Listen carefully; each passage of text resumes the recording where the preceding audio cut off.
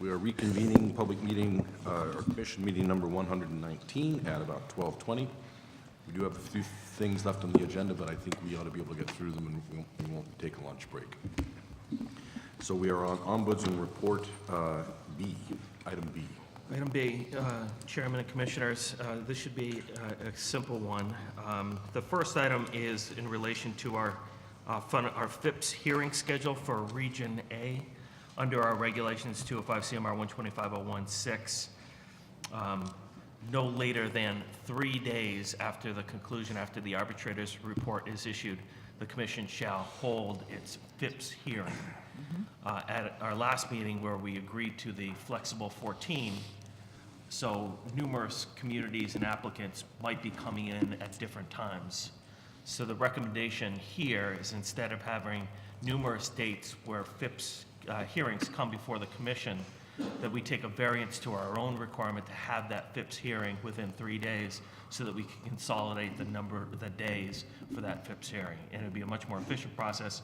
We wouldn't have to have council being paid for many days, and hopefully we could get it done in 1 day or 2 days or however we see fit.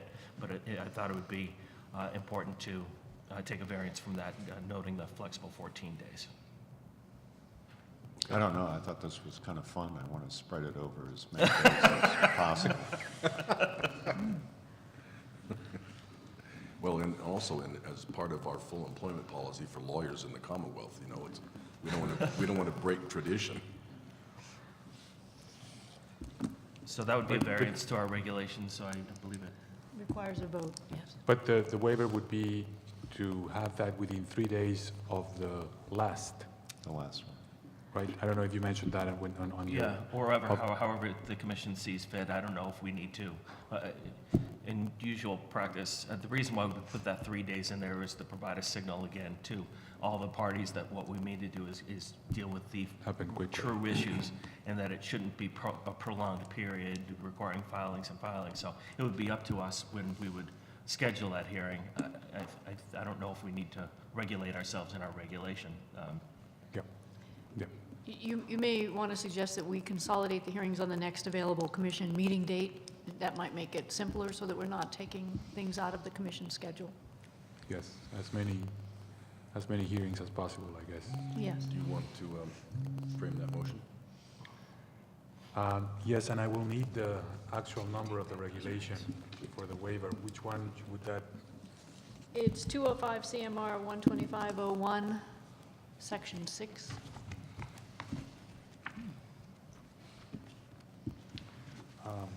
So I move that the commission waive the requirement containing regulation 205 CMR 125.01, Section 6, relative to the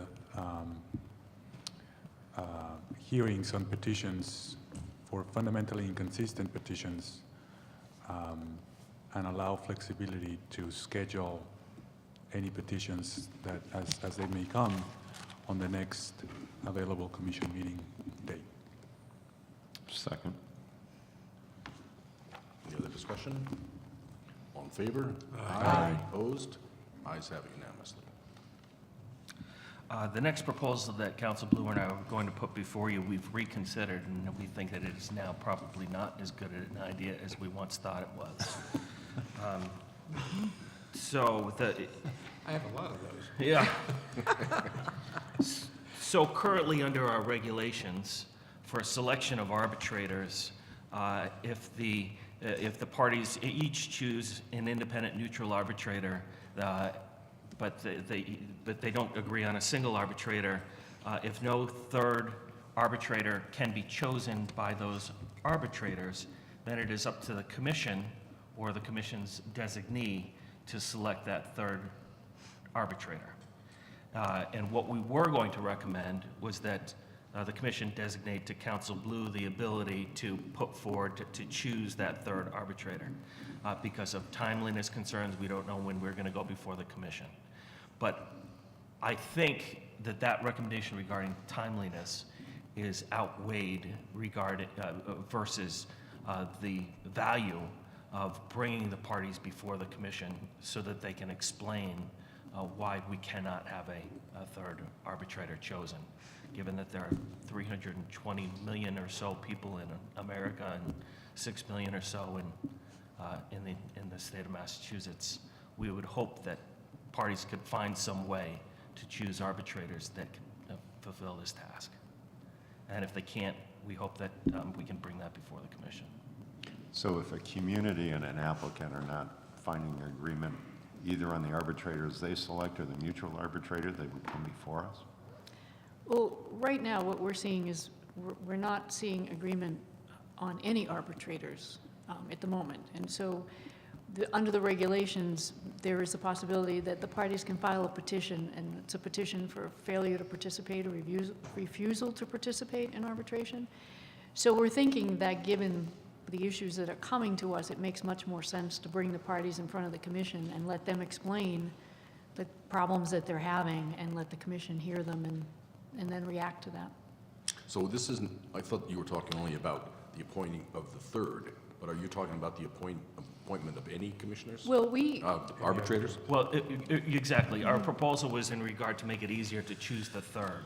But we're having some difficulties, at least in one particular situation, where we can't even reach the two that would choose the third. And so instead of making it easier to have a dispute, I think we should keep the current regulation, which allows it to come before the commission to make that determination. So you're thinking that it's, if we delegated that, say, to General Counsel Blue, that Yeah. that makes it easier for them to not agree? Yes. Because it's not as big a Yes. deal to come before? I On think the other that's hand, right. yeah, I mean, on the other hand, you sort of dignify what's really an undignified process, which is not being able to pick arbitrators, by bringing it in here and let them talk it out. Sort of implies that we think, well, there must be some really good reason here, let's hear it. I mean, in a way, I'd sooner say, let the staff, if they can't do what most folks can do, let the staff do it. No, I think it may be, the parties would look at coming before us and know the seriousness and possibly not want to do that. And it may help them do their jobs and not lay it on our doorstep, because they may not know the kind of reaction they'll get. I understand, and I don't disagree with that. I hear that point. I just think there's another way to look at it, which is it dignifies the process, and But it's an undignified process, and it seems to me this is a forum to demonstrate to everybody the lack of dignity in the process and try and get it back on a more dignified track. So, Yeah. I mean, I hear what you're saying, and it's but it seems to me that if we don't try to do that, then that lack of a dignified approach is going to permeate the arbitration proceedings themselves. It's going to be a mess. It may be a mess anyway. And we're faced with all kinds of objections to this, to that. And hopefully to try and nip that in the bud, or at least indicate that we're not going to have much patience for that as the arbitration proceedings proceed, would be a helpful thing. but another way to do that would be to, even tighten, put in a time frame that says if the arbitrators aren't selected by such and such a time, our general counsel will do it, will appoint it. That solves the problem of the arbitrator. Right. It doesn't solve the bigger problem of the way the parties are approaching it. And just from experience, I always found, I think it is always useful. I think it is useful to get people in and try and understand what's going on. Is it just that they're locked up, they can't, or is there some concrete issue that we could actually solve that's standing in the way of them moving forward with this seemingly simple thing? This is a symptom of some underlying problem that we could solve. So I understand what you're saying. And we don't mean to say that any concerns raised by any of these parties, that they may or may not be legitimate. Right. But what we're saying is that there are probably other ways to overcome issues if people try to work together, rather than continual dispute. So play this out time-wise. So what is okay, we get to the arbitration decision. So it's the 30 days are over, they can't come to an agreement, they just go to arbitration. What is the time they have to pick arbitrators? What's the process? Remind me. Within 5 days. Within 5 days of the time to. When it starts. When they start. All of the arbitrators need to be, Yes. okay. Yes. And what happens now if that hasn't happened?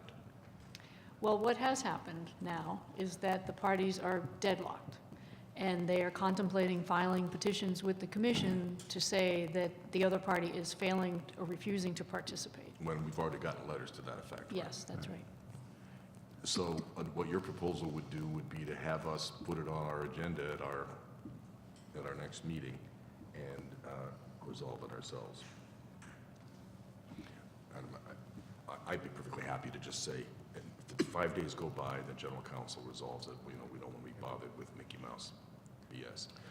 But resolves it by selecting, the only ability she has would be to select a third arbitrator. Yes, our regulations now don't contemplate anything other than the selection of a third arbitrator if the two arbitrators don't agree. I know, but I thought you're expanding this now from the third to all. That was what John said.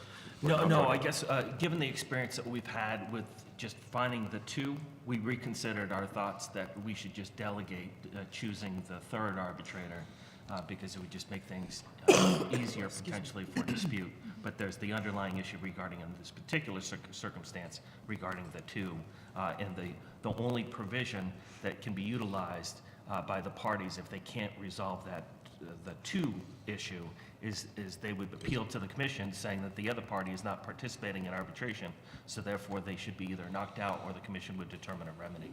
Right. And so that's the current proposal in our Right. regulation. And my suggestion would have been that whether they can't pick one, or they can't pick the other, or they can't pick the third, by 5 days, that the general counsel does it.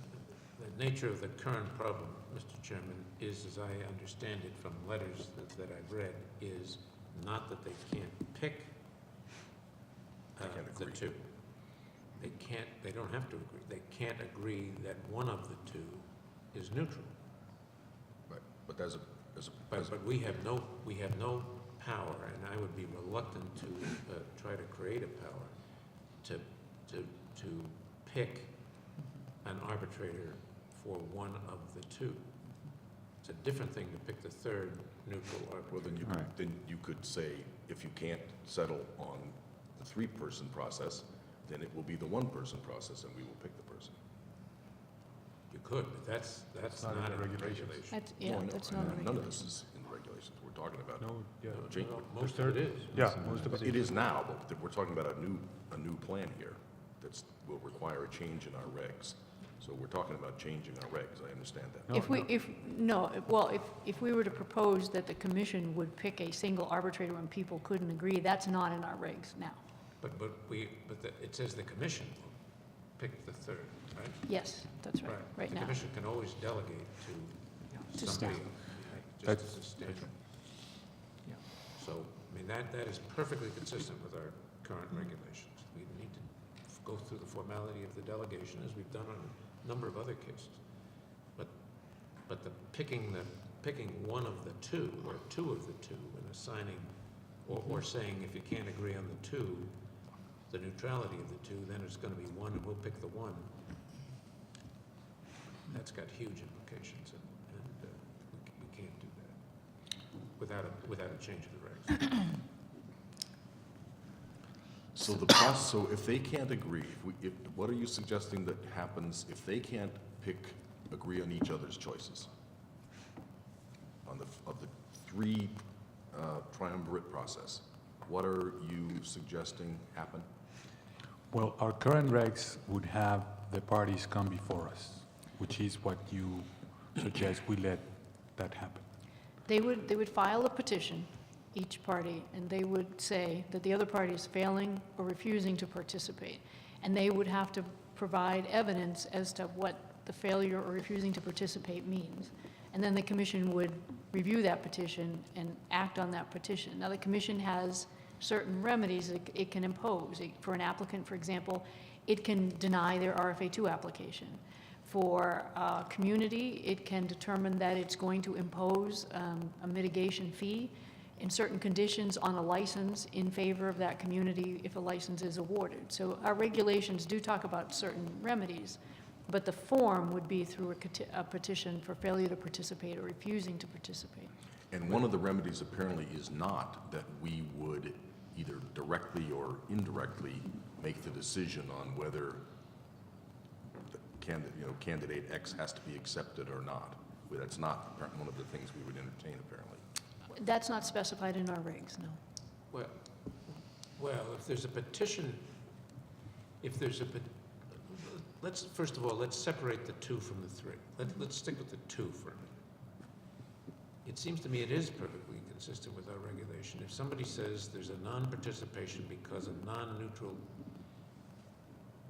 arbitrator has been appointed, for us to impose a remedy, we have to find first that there's a non-neutral arbitrator, right? I mean, if the Yes. non-participation is the appointment of a non-neutral arbitrator, if that's the non-participation, then in order to impose a remedy, we have to find that that's an accurate statement, and That's correct. then impose whatever remedy we want.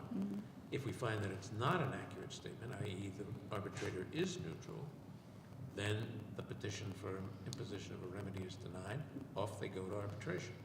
If we find that the remedy, that the arbitrator is non-neutral, within the whatever meaning we assign to that term, then we can impose a remedy which could include find another arbitrator or could be in the alternative. We've got enormous flexibility at that point. But it seems to me that's the way it would play out in a manner that's perfectly consistent with our existing regulations. But And then if we get to the, so I'll stop there.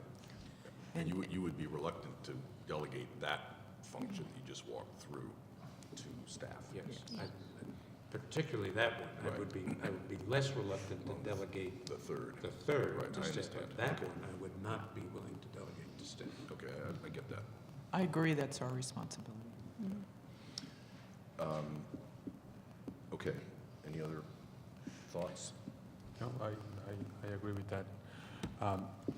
Is it fair to say that we leave the regulations as they are, Yes, I think the regulations as they stand as they are stand? appropriate. Yeah. If we do end up in a situation where there are two agreed to and we need to pick a third, we can always come back to the commission and ask for a delegation, if that's appropriate. Okay. The timing is, I think, of some sensitivity here. That was one part of my concern about not delegating it, because, and, you know, even if it requires special meetings, to let this be just another way to come up with a week or another week or another week or 2 weeks because we don't have a meeting scheduled, you know, at some point, everybody's just going to throw up their hands here if we can't get this done. So if that comes up, I think we should be predisposed to move quickly. And even if we had to schedule an emergency meeting or something to get those things resolved, so we don't let squabbling over your arbitrators be a material delay. Right. I fully Yeah, support that. agreed. Okay. I agree with all of that, but this really matters when there's on the last arbitration. Remember, the last community, the last Right. surrounding community Right. drags the process down. Right. Right, true. Everyone else, in schedule speak, it's flow. And if the full 14 days are utilized, it looks like June 12th would be the date for the conclusion of Region A non-Boston arbitrations. If we ever had the situation where none of these 14 days, it would have been May 30th, but we've already had a number of communities that have taken advantage of the flexible 14 days, and that has actually proven to be fairly beneficial to parties in reaching negotiations. So that's all we wanted to add today. John, what count do we have? Excluding Boston, how many communities are proceeding to arbitration? So we have 2 on the wind side. And then for Mohegan, Kevin, you might be a little bit quicker than I. Two in arbitration. Okay. So it's 4 total is the universe. And just now, Non-Boston. and on the Boston side, we had ended up with decision time was mid-August. Is that still where we are? It would be More or less. Mid-August plus this well- grace week. right, it would have been mid-August without the use of flexible 14. If the 14 days were utilized, it'd be the end of August, and now add a week to that. Yeah. But that's assuming that arbitration goes to the whole very process, yeah. bitter end. It just, Let's not use the word bitter. yeah, right. Well, it's usually pretty bitter. It's too soon to worry about this because enough change things come around, but at some point, we're going to hit a big vacation schedule for a lot of folks, and some of us have made plans not knowing that we were going to be in the midst of this, but we'll cross that bridge when we get to it. Okay. It's all going to work out, no problem. Pardon? It's all going to work out. Right, Going to have a happy ending. great. Everybody's going to get together and hold hands. Okay, we are on to item 3, General Counsel Blue. Last 3A. 3A is regarding the Caesars divestiture. Last October, the commission required Sterling Suffolk to provide a plan to the commission regarding the divestiture of Caesars' interest in Suffolk's application. Suffolk did provide a plan, a part of which required the Caesars' interest to go into a divestiture trust. I spoke with representatives of Caesars this week. They've advised me that they have selected a trustee. That trustee is currently going through the Caesars compliance review process. I will work with the IEB to reach out to that person that they've selected so that they can go through the IEB process. I expect to bring to the commission at the meeting on the 15th the actual name of the trustee and the trust form itself, and then we should be able to have the commission review and act on that at that time. Great. Thank you. It's good news. That's it. So the only other item, am I right, on the agenda is the Winland issue? That's correct. And is anybody else going to have anything else? Because I've made a point of not being involved in that topic from the day the controversy surfaced, and I think I would keep that up, so I'm just going to leave. If it's going to be, do you have any idea how long it might be? I'm going to be very brief in my remarks. It'll be very brief. Okay, then I won't pack up and everything, I'll just step out until you guys get done. If you would take over, Commissioner McHugh? All right, thanks.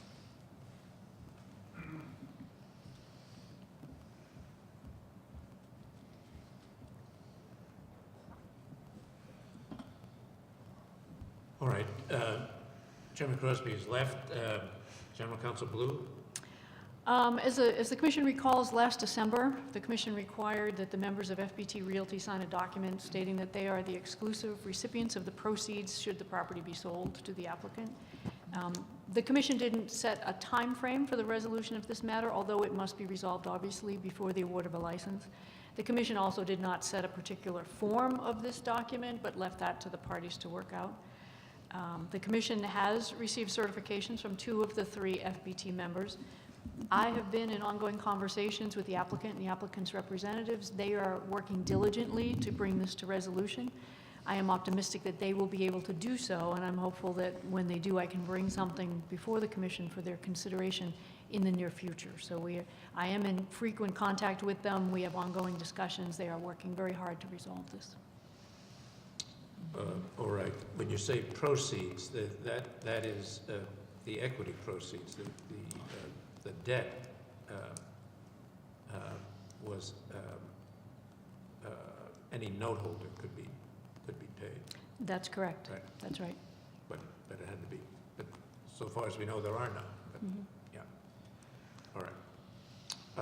Director Wells. Yeah, good afternoon, Commissioners. For the record, I am Karen Wells, Director of the Investigations Enforcement Bureau. The Bureau is the primary enforcement agent for regulatory matters under the Expanded Gaming Act.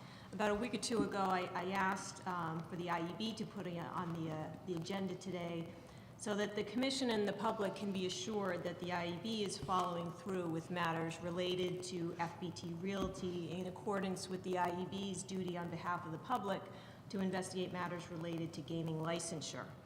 This morning, I just wanted to briefly address the following issues. 1, the initial FBT Realty investigation. 2, the Commission's directives as a result of the IEB findings. 3, the continuing nature of this investigation. And 4, update in the Commission before a licensing decision is made. Regarding the initial investigation, as you're aware, on December 13th, 2013, the Commission held a hearing based upon concerns raised by the IEB relative to the ownership of the property for the proposed Wynn Casino project. The property is currently being held by FBT Realty, LLC. After several months of intense and independent investigation conducted by the IEB staff, including the Massachusetts State Police, along with consultant investigators from Michael and Carroll, the IEB submitted its findings in a report to the Commission detailing our significant concerns about the sellers of the property.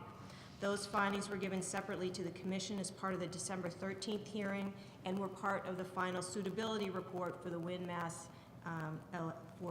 LLC.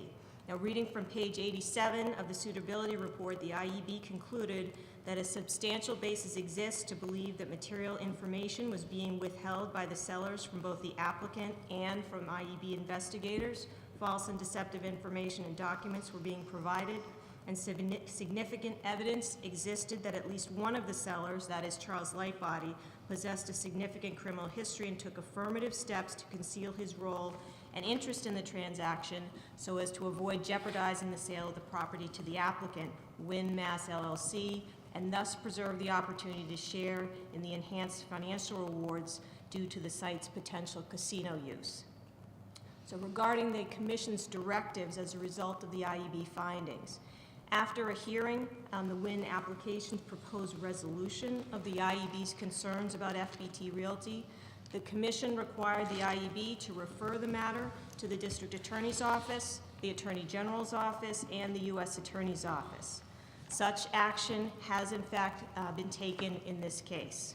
And as General Counsel Blue also mentioned, the Commission also required that in accepting the resolution that the 3 named members of FBT Realty sign a document under oath that they are the exclusive recipients of the proceeds from the contracted sale. Now, as to the continuing nature of the investigation, as is our duty, the IEB continues to follow through on obtaining relevant information regarding the sellers of the property. We do this not only to ensure compliance with the Commission's directive, but also to investigate any new developments regarding these circumstances. It is important to emphasize that as part of the IEB's mission to bring to the attention of the Commission any facts and findings relevant to the Commission's ultimate decision in awarding a gaming license. It's our duty to the public, it's our duty to the Commission. As is obvious from the suitability report submitted to the Commission, the IEB has serious concerns regarding this issue, and we continue to be concerned about the cast of characters at FBT Realty. Now, as to a final update, consistent with established protocol, as we did with the Category 2 license applicants, the IEB will provide a final update on all Category 1 license applicants before any licensing decision is made.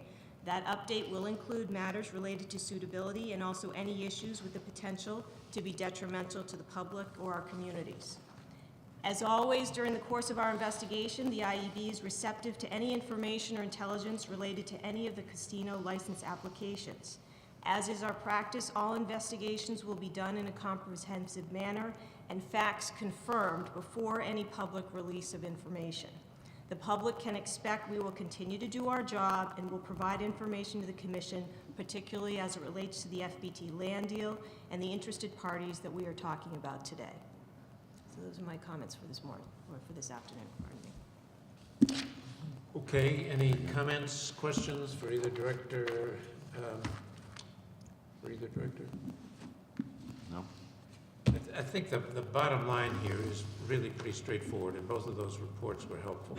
The Commission has taken this, the IEB has taken this very seriously. We had a hearing, we instituted a remedial protocol that had to be carried out. That's a simple matter, a straightforward matter. The requirements that we made, the references to the relevant law enforcement agencies have been made. We expect them to follow through to the extent they deem appropriate. They are, all three of them, able, thorough, and thoughtful bodies. Our remedy is for a statement to be signed. We expect that statement to be signed. We have not set a deadline for the statement to be signed, but obviously it has to be signed before any license award can be made. It's a condition for proceeding. So we are continuing, obviously, from what we've just heard, to follow this and to follow it closely. And the public can be assured that we are doing so and will continue to do so. We're not, on the other hand, going to respond to, take action with regard to, or otherwise deal with, in a concrete fashion, other than to note their existence, hypotheticals and plans and things that may be contingent, that people may be talking about, and reach out and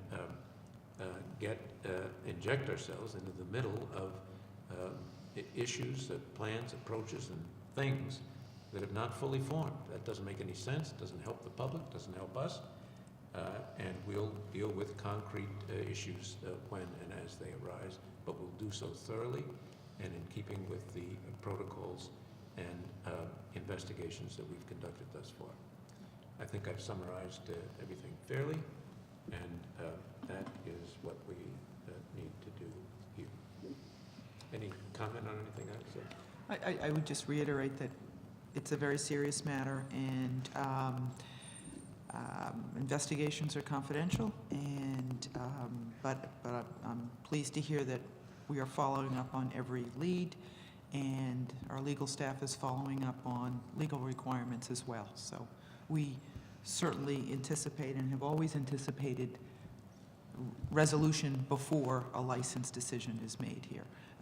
And that's a resolution that would be acceptable. So, so I thank you for continuing this work, because it is important to us that the matter is resolved. Director, you mentioned your ongoing concerns with the parties at FBT, but I also remember from the December proceedings that in your investigations you had not found that the applicant had a role into, or knowledge rather, That is correct. into the efforts to conceal the ownership. Right, we found, and we looked. Yes, yes. We found no evidence that they were complicit in the activities going on with. Is that still the case in your opinion? Yes, that is correct. Thank you. Okay, any further comments, questions, Good work. opinions? All right, Thank you. thank you both very much. Thank you. All right, I think that brings us to the end of the agenda. Are there any other agenda items?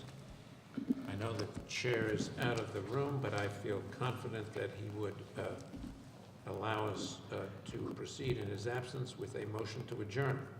So moved. I second that. All in favor? Aye. Ayes have it unanimously, and we are adjourned. Good work.